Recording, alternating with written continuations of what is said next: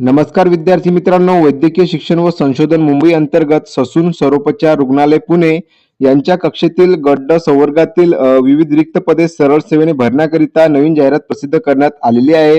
याआधी जर बघितलं तर बघा जीएमसी मुंबईमध्ये पण गट संवर्गासाठी विविध पदांसाठी जाहिरात प्रसिद्ध करण्यात आलेली आहे आणि त्यावरती आपण एक व्हिडिओ बनवलेला आहे. तो जर तुम्ही बघितला नसेल तर माझ्या चॅनलवरती तो अवेलेबल आहे, त्यावर तुम्ही बघू शकता. आता बघा या म्हणजेच की जीएमसी पुणेमध्ये निघालेल्या पदासाठी काय शैक्षणिक पात्रता लागते, त्यासोबतच सिलेक्शन प्रोसेस कशा प्रकारे होणार आहे, संपूर्ण माहिती मी तुम्हाला आजच्या व्हिडिओमध्ये देणार आहे. व्हिडिओ खूप महत्त्वपूर्ण होणार आहे, म्हणून व्हिडिओला शेवटपर्यंत नक्की बघा आणि चॅनलवरती नवीन असाल तर चॅनलला सबस्क्राईब करायला विसरू नका, जेणेकरून या भरतीची संपूर्ण माहिती तुम्हाला मिळत राहील. तर चला आपण व्हिडिओला सुरुवात करूया. तर बघा तुम्हाला इथे दिसून येत असेल की ससून सरोचा रुग्णालय पुणे यांच्याकडून जे सविस्तर जाहिरात प्रसिद्ध करण्यात आलेली आहे. आता बघा याबद्दलची संपूर्ण माहिती यामध्ये देण्यात आलेली आहे. गट संवर्गातील विविध रिक्त पदांसाठी सरळ सेवेने भरण्याकरिता पात्र उमेदवारांकडून जर अर्जाची जर प्रक्रिया बघितली आपण तर बघा 15/8/2025 ते दिनांक 31/8/2025 पर्यंत सुरू राहणार आहे. म्हणजे की बघा अर्जाच्या प्रक्रियेला सुरुवात झालेली आहे आणि जे लास्ट डेट आहे ते बघा 31/8/2025 असणार आहे. म्हणजे की 31 ऑगस्ट पर्यंत ही अर्जाची प्रक्रिया चालणार आहे. त्याच खाली जर बघितलं तर बघा तुम्हाला इथं पदनाम, संस्थेचे नाव, वेतन श्रेणी आणि एकूण रिक्त पदसंख्या यामध्ये देण्यात आलेलं आहे.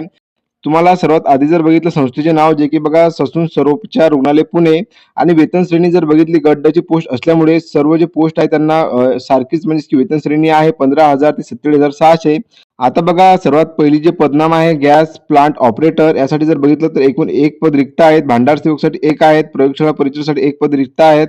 दवाखाना सेवकसाठी 4 पदे रिक्त आहेत. संदेश वाहकसाठी 2 पदे, बटलरसाठी 4 पदे, माळी पदासाठी 3 पदे रिक्त आहेत. प्रयोगशाळा सेवकसाठी 8 पदे, स्वयंपाकी सेवकसाठी 8 पदे रिक्त आहेत. तुम्हाला इथे दिसून येणार आहे. त्याच खाली जर बघितलं आणखी तर बघा नाभिक या पदासाठी 8 जागा रिक्त आहेत. सहाय्यक स्वयंपाकीसाठी 9 जागा रिक्त आहेत. हमालसाठी 13 जागा रिक्त आहेत. रुग्णपट वाहकसाठी 10 जागा रिक्त आहेत. किरण सेवकसाठी 15 जागा रिक्त आहेत. शिपाई या पदासाठी 2 जागा रिक्त आहेत. पहारेकरीसाठी 23 जागा रिक्त आहेत आणि चतुर्थ श्रेणी सेवकसाठी 36 जागा. आयासाठी जर बघितलं 38 जागा आणि सर्वात शेवटचं जर पद बघितलं कक्ष सेवक यासाठी बघा 168 जागा रिक्त आहेत. अशी टोटल जर बघितलं 354 एवढ्या पदासाठी जर बघितली ही जाहिरात प्रसिद्ध करण्यात आलेली आहे. यामध्ये जर बघितलं सर्वात जास्त वॅकन्सी तुम्हाला कक्ष सेवक, आया, चतुर्थ श्रेणी सेवक, पहारेकरी या पदासाठी दिसून येणार आहे. बाकीचे पोस्ट आहे त्यामध्ये काही जास्त वॅकन्सी रिक्त नसल्यामुळे खालचे जे पद तुम्हाला दिसून येत आहे त्यामध्ये सर्वात जास्त वॅकन्सी तुम्हाला दिसून येणार आहे. आता जर बघितलं की यासाठी शैक्षणिक पात्रता काय लागते संपूर्ण माहिती मी या व्हिडिओमध्ये तुम्हाला सांगणार आहे स्टेप टू स्टेप. आता जर बघितलं की प्रस्तुत परीक्षेमधून भरावयाच्या गट वर्ग 4 संवर्गातील रिक्त पदांचा सविस्तर तपशील परिशिष्ट म्हणजेच की बघा तुम्हाला हे जे संकेतस्थळ देण्यात आलेले आहे या भरतीबद्दलचे संकेतस्थळ आहे, यावरून तुम्ही जे आहे अर्जाची ऑनलाईन प्रक्रिया यावरून करू शकता. याची जी लिंक आहे मी माझ्या डिस्क्रिप्शन बॉक्समध्ये देणार आहे, त्यावरून तुम्ही अर्ज करून घेसाल. आता जर बघितलं आणखी तर बघा तुम्हाला इथं आरक्षणाबद्दल माहिती देण्यात आलेली आहे. खेळाडू आरक्षण, समांतर आरक्षण, दिव्यांग आरक्षण याबद्दलची संपूर्ण माहिती देण्यात आलेली आहे. त्याच खाली बघा तुम्हाला जर बघितलं तर ही जी संपूर्ण जे पीडीएफ आहे मी माझ्या टेलिग्राम चॅनलवरती शेअर केलेली आहे, त्यावरून तुम्ही संपूर्ण माहिती बघून घेसाल. आता बघा जे जे महत्त्वाचे पॉईंट आहे ते आपण या व्हिडिओमध्ये कव्हर करूया. तर बघा इथे शैक्षणिक अर्हताबद्दल माहिती देण्यात आलेली आहे. जाहिरातीमधील नमूद पदांसाठी अर्ज करणे, कामी जाहिराती प्रसिद्धी दिनांकाच्या रोजी उमेदवारांनी पुढील प्रमाणे शैक्षणिक अर्हता पूर्णतः धारण करणे आवश्यक आहे, जे की इथे सांगण्यात आलेलं आहे. आता बघा इथं काय सांगण्यात आलेलं आहे की महाराष्ट्र शासन सामान्य प्रशासन विभाग यांच्याकडील दिनांक 6 जून 2017च्या अधिसूचनेनुसार उमेदवार कोणत्याही शासन मान्यता प्राप्त माध्यमिक शालांत परीक्षा 10वी उत्तीर्ण असणे आवश्यक आहे. सर्व पदांकरिता सामायिक अर्हता बघा इथं तुम्हाला सांगण्यात आलेलं आहे की सर्व पदाकरिता 10वी उत्तीर्ण आवश्यक आहे, तुम्ही इथे बघू शकता. आता बघा ज्या कोणा विद्यार्थ्यांची 10वी झालेली असेल त्यांच्यापर्यंत हा व्हिडिओ शेअर करा, जेणेकरून ते अप्लाय करू शकतील.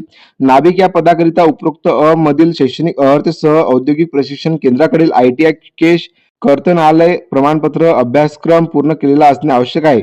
बघा नाभिक या पदाकरिता जर बघितलं तर ITI लागणार आहे, एवढं तुम्ही लक्षात घ्या. त्याच खाली बघा सहाय्यक स्वयंपाकीसाठी या पदाकरिता उपरोक्त अ मधील शैक्षणिक अर्हते सह कमीत कमी 1 वर्षाचे नोंदणीकृत व्यावसायिक धारकाचे स्वयंपाक करता असल्याचे अनुभव प्रमाणपत्र अनिवार्य आहे. बघा सहाय्यक स्वयंपाकीसाठी तुम्हाला जे अनुभवाचे प्रमाणपत्र लागणार आहे स्वयंपाकीमध्ये. प्रयोगशाळा परिचरसाठी जर बघितलं आणि प्रयोगशाळा सेवकसाठी पदासाठी माध्यमिक शालांत प्रमाणपत्र परीक्षा SSC शास्त्र विज्ञान विषयासह उत्तीर्ण केलेली असावी.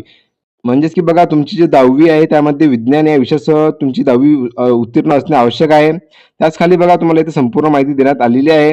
पात्रता जर बघितली तर भारतीय नागरिकत्व वयोमर्यादाबद्दल पण इथं माहिती देण्यात आलेली आहे, की किती वयोमर्यादा लागणार आहे. बघा तुम्हाला इथं संपूर्ण शैक्षणिक अर्हता पदाच्या नुसार सांगण्यात आलेली आहे. तुम्ही इथं बघून घ्याल की कोणत्या पदाला तुम्ही अप्लाय करणार आहात आणि त्यासाठी शैक्षणिक अर्हता काय लागणार आहे संपूर्ण इथं बघू शकता. आता यामध्ये जर बघितलं काही-काही पदासाठी तुम्हाला ITI किंवा जे 10वी मध्ये तुमचा विज्ञान हा विषय असायला हवा. ज्या पदासाठी तुम्ही अप्लाय करसाल तुम्ही इथं बघू शकता. संपूर्ण माहिती बघू शकता, की कोणकोणत्यासाठी काय किती अनुभव लागणार आहे. यामध्ये जर बघा तुम्हाला इथं किचन आणि सर्व्हंट म्हणजेच की बघा यामध्ये अनुभव लागणार आहे. आता बघा संपूर्ण जर बघितलं आपण जे सर्वात जास्त म्हणजेच की व्हॅकन्सी आहे जसं की बघा कक्ष सेवकसाठी.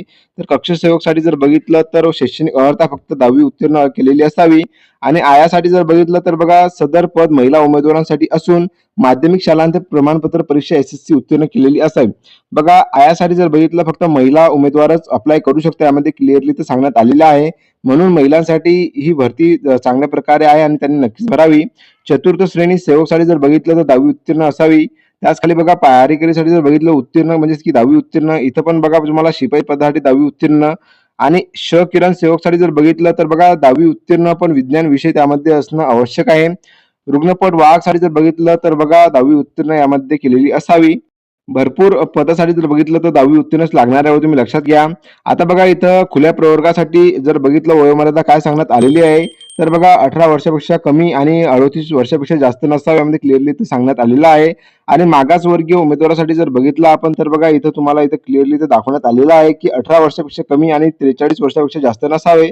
म्हणजेच की यामध्ये तुम्हाला जे मागासवर्गीय उमेदवार आहेत त्यांना 5 वर्षाचं रिलॅक्सेशन किंवा बघा ओबीसी कॅटेगरीसाठी 3 वर्षाचं रिलॅक्सेशन देण्यात येणार आहे. त्यासोबतच बघा तुम्हाला इथं खेळाडू उमेदवारासाठी, दिव्यांग उमेदवारांसाठी यामध्ये संपूर्ण माहिती वयोमर्यादेबद्दल देण्यात आलेली आहे. आता बघा खाली जर बघितलं आपण की याचा अभ्यासक्रम कशाप्रकारे आहे, संपूर्ण माहिती आपण याबद्दलची जाणून घेऊया. इथं तुम्हाला बघा वयोमर्यादाबद्दलची संपूर्ण जे माहिती आहे यामध्ये देण्यात आलेली आहे, की कोणत्या प्रवर्गाला जे आहे ते म्हणजेच की सूट देण्यात आलेली आहे. किती वर्षाची संपूर्ण माहिती देण्यात आलेली आहे. आता बघा परीक्षेचे स्वरूप व त्या अनुषंगिक सूचना जर बघितल्या, की पदाचे नाव, गट ड, समकक्ष पदे यामध्ये 4 विषय तुम्हाला इथे दिसून येणार आहे. मराठी, इंग्रजी, सामान्य ज्ञान, बौद्धिक चाचणी किंवा अंकगणित. एकूण गुण जर बघितलं म्हणजेच की प्रश्न येणार आहे 100 आणि एकूण गुण 200 म्हणजेच की बघा एका प्रश्नाला 2 गुण मिळणार आहे. तुम्ही लक्षात घ्या. प्रश्न 25 असणार आहे, गुण 50 म्हणजेच की तुम्हाला इथे सांगितलं की एका प्रश्नाला 2 गुण मिळणार आहे. परीक्षा कालावधी जो आहे तुमचा 2 तासाचा म्हणजेच की 120 मिनिटाचा असणार आहे. परीक्षेचे स्वरूप बघा कॉम्प्युटर बेस्ड टेस्ट असणार आहे. परीक्षेच्या प्रश्नपत्रिका वस्तुनिष्ठ बहुपर्यायी स्वरूपाच्या असतील. प्रश्नपत्रिकेतील प्रत्येक प्रश्नास अधिकाधिक 2 गुण ठेवण्यात येतील. यामध्ये इथं सांगण्यात आलेलं आहे. आता बघा यामध्ये जर बघितलं ही जी आहे म्हणजेच की ऑनलाईन पद्धतीने हे परीक्षा घेण्यात येणार आहे.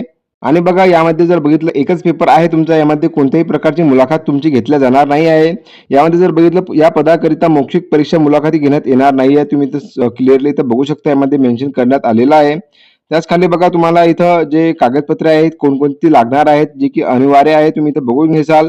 यामध्ये बघा तुम्हाला अर्जातील नावाचा पुरावा, वयाचा पुरावा, शैक्षणिक अर्हता इत्यादीचा पुरावा जे की संपूर्ण माहिती जे की लागणार आहे कागदपत्र ते तुम्ही इथं बघून घ्याल. आणि ज्या विद्यार्थ्यांनी काढलेले नसतील ते त्यांनी लवकरात लवकर डॉक्युमेंट काढून घ्या. आता बघा तुम्हाला सर्वसाधारण सूचनामध्ये सांगण्यात आलेला आहे की अर्ज फक्त ऑनलाईन अर्ज प्रणालीद्वारे स्वीकारण्यात येतील. उमेदवारास प्रत्येक पदाकरिता स्वतंत्र अर्ज व परीक्षा शुल्क भरावे लागेल. बघा उमेदवार जो आहे तो एकापेक्षा अर्ज करू शकतो पण प्रत्येक पदासाठी त्याला वेगळा अर्ज करावा लागणार आहे आणि त्यासोबतच त्याची परीक्षा शुल्क भरावी लागणार आहे एवढं तुम्ही लक्षात घ्या. आणि इथं परीक्षा शुल्काचा भरणा म्हणजे की परीक्षा शुल्क किती लागणार आहे तर बघा खुला प्रवर्गासाठी 1000 रुपये आणि राखीव प्रवर्गासाठी जर बघितलं तर 900 रुपये तुम्हाला परीक्षा शुल्क लागणार आहे. आणि हे जे परीक्षा शुल्क आहे तुम्हाला नॉन रिफंडेबल असणार आहे. आणि परीक्षा शुल्काचा भरणा खालील पद्धतीने करता येईल. याबद्दल बघा तुम्हाला इथं पेमेंट कशा प्रकारे करायचं आहे संपूर्ण माहिती यामध्ये देण्यात आलेली आहे. आता बघा मी तुम्हाला वरच सांगितलं की अर्जाची प्रक्रिया जी आहे ती सुरू झालेली आहे 15/8/2025 पासून आणि ही जी आहे ते 31 ऑगस्ट पर्यंत चालणार आहे. तुम्ही ते बघू शकता. तर बघा अशा प्रकारची ही माहिती मी तुम्हाला सांगितलेली आहे. आता जर बघितलं की डिटेलमध्ये कॅटेगरी वाईज म्हणजेच की व्हॅकन्सी किती आहेत यामध्ये जो कॅटेगरी वाईज डाटा आहे तुम्हाला इथे दिसून येणार आहे, की प्रत्येक पदासाठी कॅटेगरी वाईज म्हणजेच की किती व्हॅकन्सी रिक्त आहेत संपूर्ण इथे बघून घेसाल. आता जर सर्वात शेवटचं जर पद बघितलं आपण कक्षसेवकसाठी, ज्यामध्ये बघा सर्वात जास्त जागा तुम्हाला इथे रिक्त दिसून येणार आहेत. यामध्ये बघा तुम्हाला सर्वसाधारणसाठी म्हणजेच की अनुसूचित जातीसाठी एक पण जागा रिक्त नाही आहे. अनुसूचित जमातीसाठी सर्वसाधारणमध्ये 5 जागा इथे दिसून येणार आहे. अराखीव प्रवर्गासाठी जर बघितलं ओपनमध्ये तर बघा 18 जागा तिथे दिसून येणार आहे. सर्वसाधारणमध्ये टोटल जर बघितलं 54 जागा रिक्त आहेत. आणि बाकी जर बघितलं महिला, खेळाडू, माजी सैनिक, प्रकल्पग्रस्त, भूकंपग्रस्त, अनाथ, दिव्यांग यामध्ये जर बघितलं टोटल हा डाटा दिसून येणार आहे तुम्हाला अशा प्रकारचा. जेणेकरून बघा तुम्हाला इथं संपूर्ण जे कॅटेगरी वाईज डाटा आहे तुम्ही इथं बघून घेसाल. बघा अर्ज करताना तुम्ही नक्कीच हा डाटा नक्कीच प्रिपेअर करा, जेणेकरून बघा तुमच्या कॅटेगरीमध्ये किती जागा रिक्त आहेत ते तुम्ही जाणून घ्या. त्याच्यानंतरच तुम्ही अर्ज करा. जेणेकरून बघा जर तुमच्या कॅटेगरीमध्ये एक पण व्हॅकन्सी नसेल आणि तुम्ही अर्ज केला तर काही अर्थ राहणार नाही त्याला. तर बघा अशा प्रकारची आजची महत्त्वपूर्ण माहिती होती. तर व्हिडिओ जर का तुम्हाला आवडला असेल तर नक्कीच लाईक, शेअर, कमेंट करायला विसरू नका. आणि ज्यांच्यापर्यंत ही माहिती पोहोचली नाही त्यांच्यापर्यंत नक्की व्हिडिओ शेअर करा, जेणेकरून त्यांच्यापर्यंत ही माहिती पोहोचू शकेल. आता बघा या भरतीची संपूर्ण अपडेट मी माझ्या चॅनलवरती देणार आहे. आणि जशी काही पेपरची अपडेट, जशी की बघा PYQ नोट्स आणि पेपर आणि कट ऑफ किती लागणार आहे, संपूर्ण माहिती मी देणार आहे. म्हणून चॅनलला नक्की सबस्क्राईब करून ठेवा.